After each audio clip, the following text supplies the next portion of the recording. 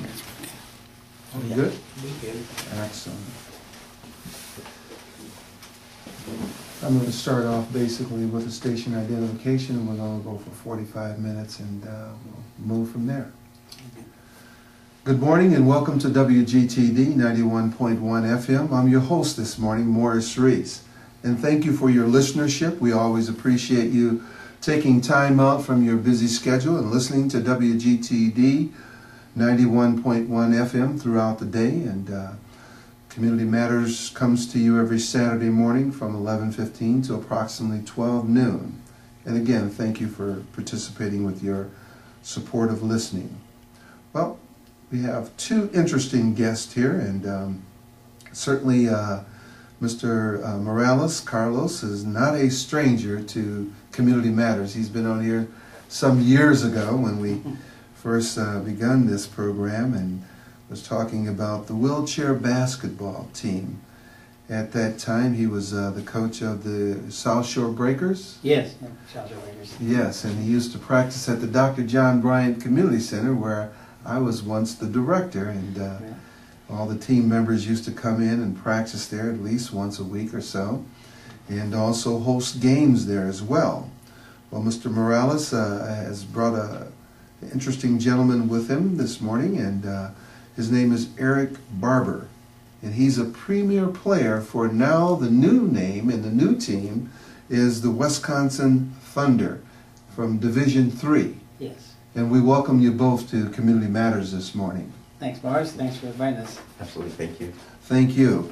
And I thought this was such a interesting and a phenomenal situation here with regards to having a person who plays in the wheelchair basketball arena, as well as playing with the Wisconsin Thunder, that he is one of those outstanding players that has made it to the Olympic levels, and will be playing this summer in London with the wheelchair basketball team from the USA, with the great aspirations of hopefully bringing home a world travel trophy, if you will.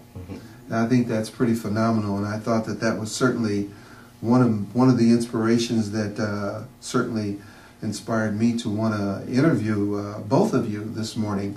I want to talk a little bit, first of all, about the wheelchair basketball in its entirety, and then we're certainly going to give a lot of airtime to Mr. Barber and talk about how he became involved with wheelchair basketball and how that has inspired him to the level of competition and athleticism that it actually takes to be a wheelchair basketball player, and a premier one at that as well.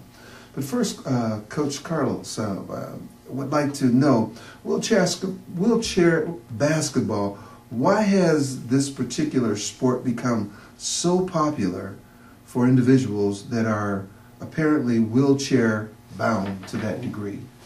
Well, I think that kids in school, if they're disabled, they see their friends on the basketball team, on the baseball team, and for a lot of years, for a long time, they didn't have an option. Now, with the National Wheelchair Basketball Association, we have the junior division, so you've got younger kids and then high school age kids that have opportunity to compete and the same competition as their high school friends. Yeah, it's a different leagues, but still they're able to channel some of that physical, excitement that they want to play basketball with, and I think that the National Wheelchair Basketball has allowed them to do that, and I think it's great because, back when I first started coaching, there was one division, and they wouldn't let kids on it, so the kids didn't have that option, and now, they're kids meaning what age? What are the age division? I think that there's a prep and there's varsity on the junior division. Okay. And the preps are, I think, as young as 7 and is it like 12, 13. Sure. But they've got these organized teams across the country. Their parents bring them and they get them involved early in the sport. And by the time they get to high school, there are college division teams that want these kids because they've, they see that they can be good, and they try like crazy to prepare themselves to get to that level.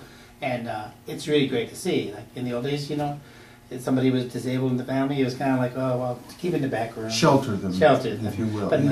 now, they're given a lot more opportunities, and then plus for education, and plus for careers, and plus for a whole life that's so much better than just being sheltered, Absolutely, and it seems like we allow, the able-bodied children as young as, 7, 8 years old to participate in pee-wee, soccer, football, and basketball. So why not someone who has physical limitations but not limited to the fact or to the point where you can't participate, you can't compete, and you certainly have a desire if you want to do so. So why not give that opportunity? And this seems a great way to give that opportunity to individuals who certainly have that desire. How does a wheelchair-bound individual get introduced to wheelchair basketball in terms of, is it important for an individual to have been an athlete first? Is that something that is a requirement or not so? What do you think about that, Eric? You know what? I've seen it both ways. I've seen it where we have former athletes or people who have been in the athletic arena gravitate to the sport because they have still that competitive edge, but it's not a prerequisite at all. There are some people get involved again as early as the age of 6, 7, 8 years old, and and they grow up kind of being involved in various sports, and then as they get older, they kind of gravitate towards one or two sports. And so again, I've seen it on both levels. I think just getting involved in sports or staying involved in sports, if you had been a sports star when you were able-bodied and then become disabled is good because it gives you a great outlet. I've seen where people who were great or very competitive and athletes prior to becoming disabled get into a wheelchair and flourish. And I've seen others who it's taken them a while because they can't pick up the sport right away because they're very competitive and they get frustrated, so it takes them a little bit longer. But it goes both ways, different strokes, different folks sometimes. I found out as a coach, it's more challenging to coach a guy who's never played a pickup game. If you've been disabled in a chair and you don't ever go out and play 3-on-3, as a coach, I'd say they don't understand the court awareness. They don't understand a lot of things that you have to teach them.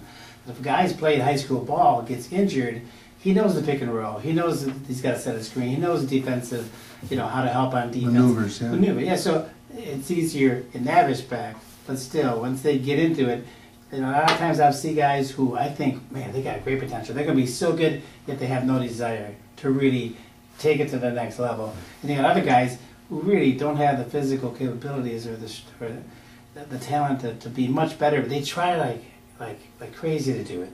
So if I could just take that desire and put it into this other guy, I would be so much happier, and they would be much happier because they would get success. But sometimes it's always a challenge as a coach to get that fire burning and get them to work on their own to get better. And in essence, it sounds like sometimes you have to tell them, look, don't beat up on yourself. Give it some time, Right. but work just as hard as though when you were able-bodied, you would use that same inspiration and overcome the lack of perhaps the skill level you might not have right at this particular time, but give yourself some time and be fair with yourself because you have to compensate for the chair to some degree. Right. And you also have to compensate for that limitedness, but however, you can rise above that limitedness when you become more physical and understand those fundamental rules that govern this area of wheelchair basketball that you're now entering arena of competition, and you can succeed. And that's where guys like Eric come in really good for me. Because I, being able-bodied, I'm not in the chair. I don't know little, fine things Nuances, of the game, nuances of the game, and then I won't be able to see something the guy's doing wrong. Eric, boom, picks it right up, and he'll say, "Listen, you're much better if you do it this way." Or you're trying to beat this guy when really, if you just head fake him a little bit, you get right past him. He's too quick for you. You use his speed against him. Right. Just understanding that. Yeah, you have to sort of reverse that psychology on some of those situations Right, right. when you can compensate for someone else's higher athleticism, Right. and you have to maneuver them in a different kind of way.